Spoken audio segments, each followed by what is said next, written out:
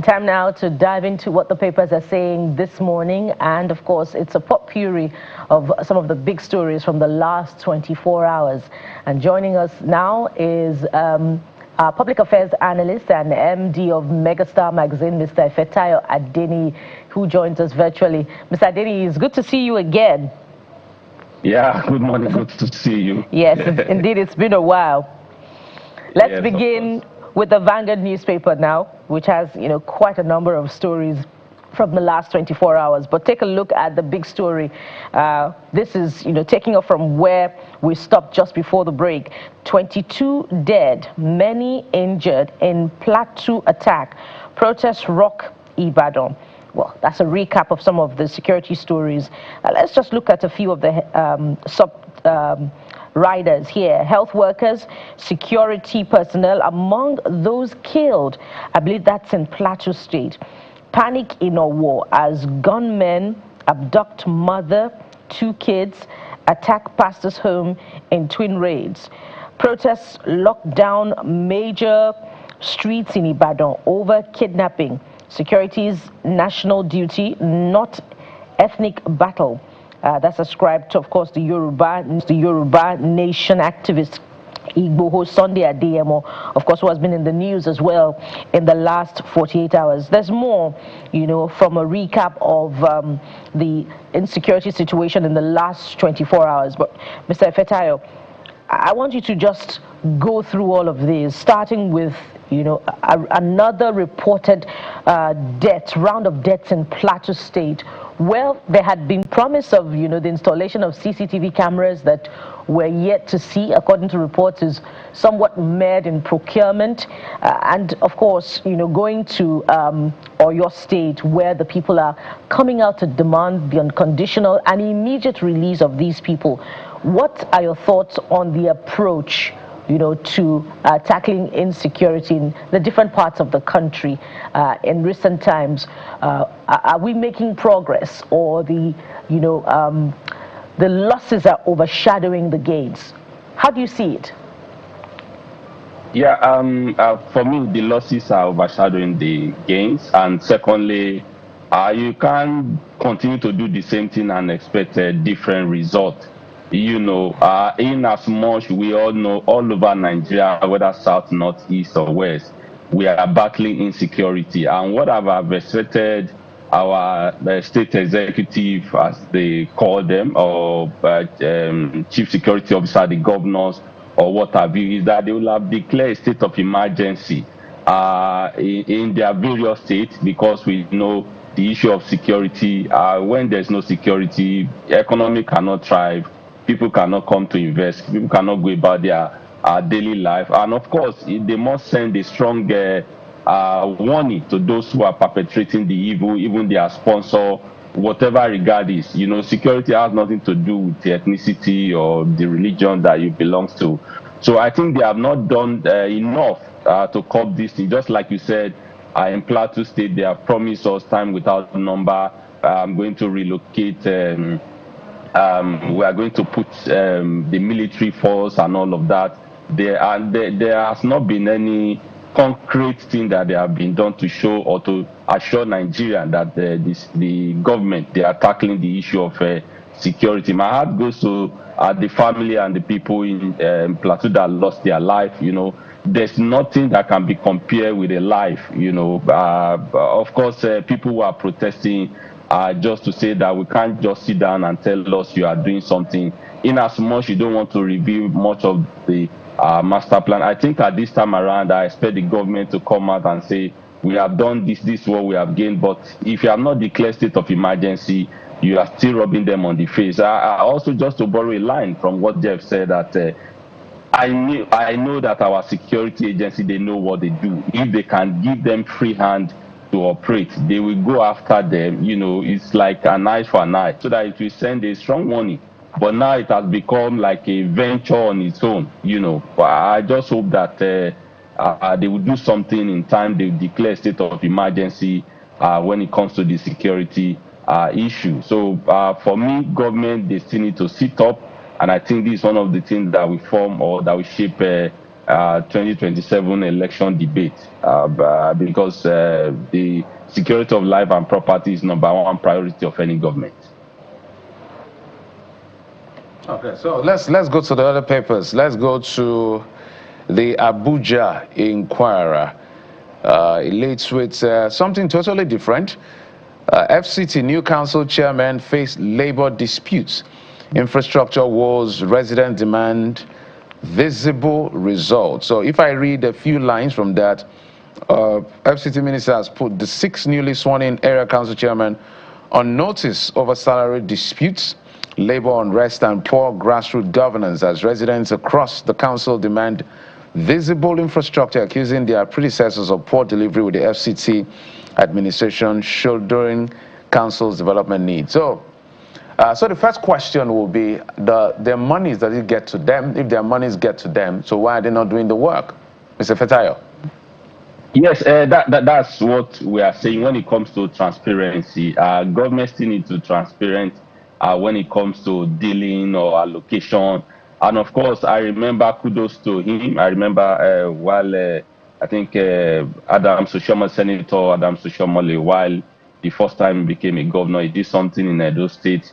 Like he said, yes, I'm going to release your allocation to local government, but bring out your budget. What are you planning to do? Let me see whether whatever I'm going to release to you is commemorate with what you are doing on ground. If the FCT minister feel that there's a dispute between what was released or what is not getting to them, they should bring it to book, come to the open, let's lay down the number, the figure, what is on ground. So it will remove the issue of distrust, between the labor and the council chairman, and to see, and if people are disputing that the infrastructure that is on ground does not commemorate on some areas they need to work on, since so much have been released to you, you are enjoying the autonomy, as it said in quotes, but of course, let them bring it to open. This is what we have done, this is what we are doing, and this thing needs to take so much time to be actualized. So I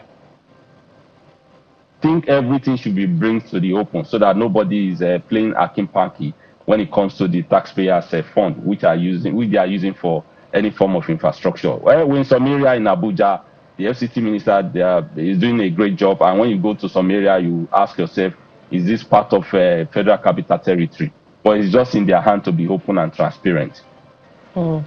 I wonder if we should begin to review, what we mean by a good job, if it doesn't also translate into the well-being of the people, because performance is not restricted to, highbrow buildings and sprawling roads, but also, to the well-being of those who are administering those civil service and those, offices that ensure that things go smoothly.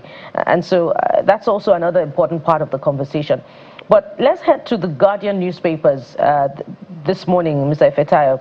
There's a very compelling front page for everyone elected and appointed, and of course, the followers. Spike in bus fares, rents force Nigerians to live in cars, offices, shops. And you see there, Lagos apartment, 2.5 million naira. The illustration also captures, the vivid imagery of a downfall bus, a petrol station where petrol price is 1,200 naira and 30 naira per liter. And you see there, a thing speaks for itself, as they say.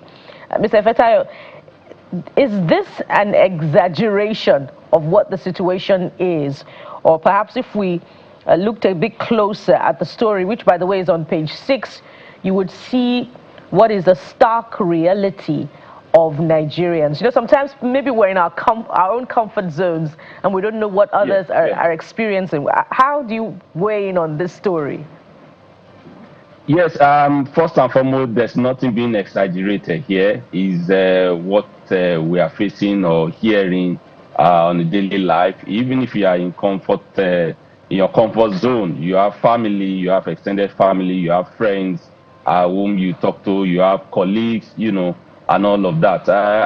Just like I said, I think government still needs to do something, especially when it comes to the fare, when it comes to bus, transportation. I, for example, I think from the beginning of this year, like I sat down with some of my team and said, okay, let's do, some of you come 3 times in a day. Offices, organization too, they still Recording need to in progress. come in. They still also need to come in place and make sure that they give their people a kind of soft landing. If they come 5 times in a week, you can take 1 day off. Like I introduced, I'm not just trying to say this, a meal a week, just to give them a kind of a subsidy in quote. Nigeria living in car, and I thought Lagos State government made a law one time, I think through Governor Babatunde Fashola, that rentage should be 1 year, but you notice that the government does not have a control of that. There's no price control. Landlords or Recording developer, stopped. they just charge. Of course, the downfall driver, the transportation system, anytime there's rain or there's traffic, they just call whatever price. Of course, the pump price has not been stable. I think these are the reality of life that government can step into.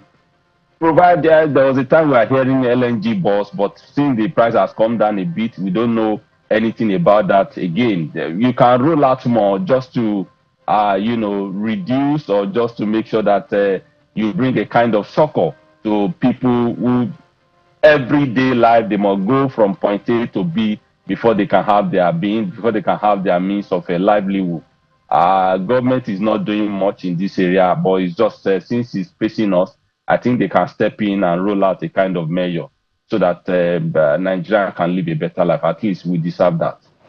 Well, about the legislation in Lagos, we did have a conversation with the Lagos Commissioner for Housing and Urban Development just about 2 weeks ago, and I recall that he did say that the legislation is still in the works, and efforts are being made to ensure that all stakeholders are carried along to ensure that the legislation emerges as an ideal framework that is a win-win for everyone, and not just for tenants as well. So that hasn't quite come through yet. Many, often. Thank you. Yeah, many often think that that particular proposal has become a law in Lagos, but it is yet to become a law.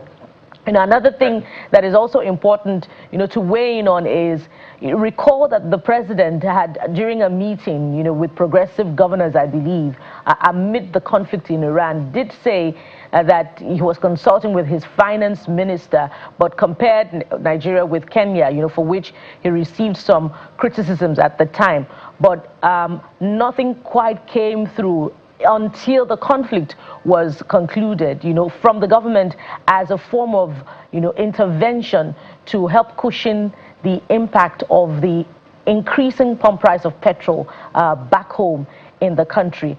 And even as the conflict has now, been managed successfully and come to an end, the pump price of petrol has still not come down back to what it was in February. Bukola, let me say this. You said over 2 weeks. I'm glad you make that point that it's still being worked on.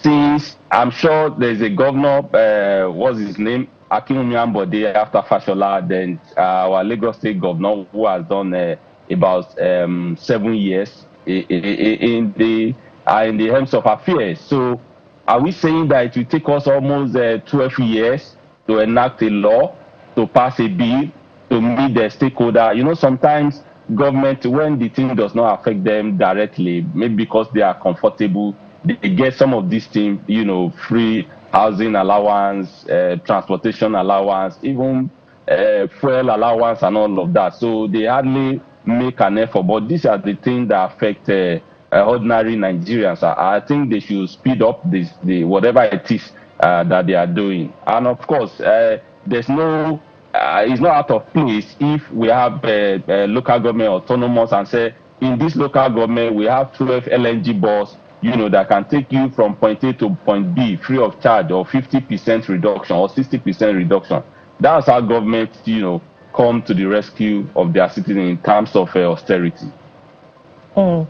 That's a good challenge to that particular position of government, especially because we did see, amid the conflict rather, that some governors, not very many, provided some form of relief for citizens in Kaduna State, to be precise. But let's look at another story. There's quite a lot from the Guardian newspaper this morning. I'd like you to tie the two together.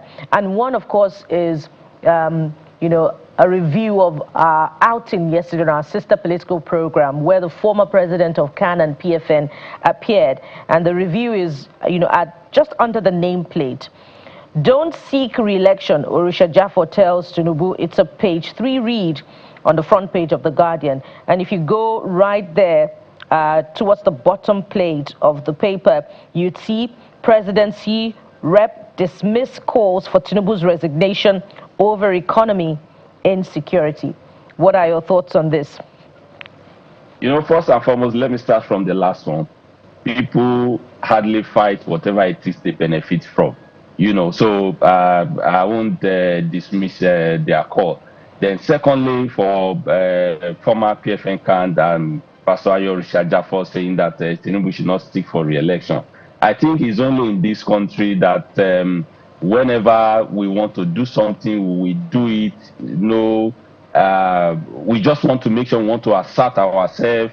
We just want to make sure we want to, sit tight on the power. You have been doing this thing. Look at what is happening in Britain, in UK, for that matter. Prime Minister, we discovered that I'm not living to the expectation of the people. By themselves, they will say they need to step down so that maybe they need fresh idea and all of that. I don't think it's only Mr. President that can do the job. I don't think it's only one man. Like the Yoruba will say that a tree does not make a forest. So if you have been failing, I think it's also our Mr. President who said that if I didn't give you light, 24 hours light,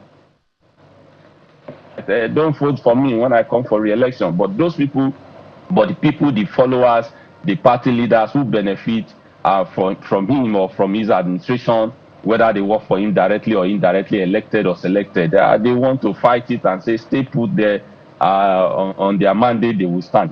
But the reality that is, let's look at the number, let's look at, are we better off since we started, or is there any new thing you are going to do? So that is the issue for me. It's not just about you saying calling the president not to resign over the insecurity or economy. Yes, indeed. A good way to wrap up the newspaper review, and hope that those reflections, ring through the heartbeat of the nation in the coming days. Mr. Ifetai Adeni is a public affairs analyst and MD Megastar Magazine. Thank you so much for coming through on this particular conversation. Thank you. It's my pleasure to be here. Well, we'll take a moment now. When we return, it will be time to reflect on that all-important agreement that has now been reached between the U.S. and Iran, and hopefully Lebanon, on the other hand, which was drawn into the conflict, following constant attacks by Israel on the Hezbollah group in Lebanon. What does this mean for geopolitics and, of course, for the resumption of trade through the Strait of Hormuz? Stay with us for details. We'll be right back.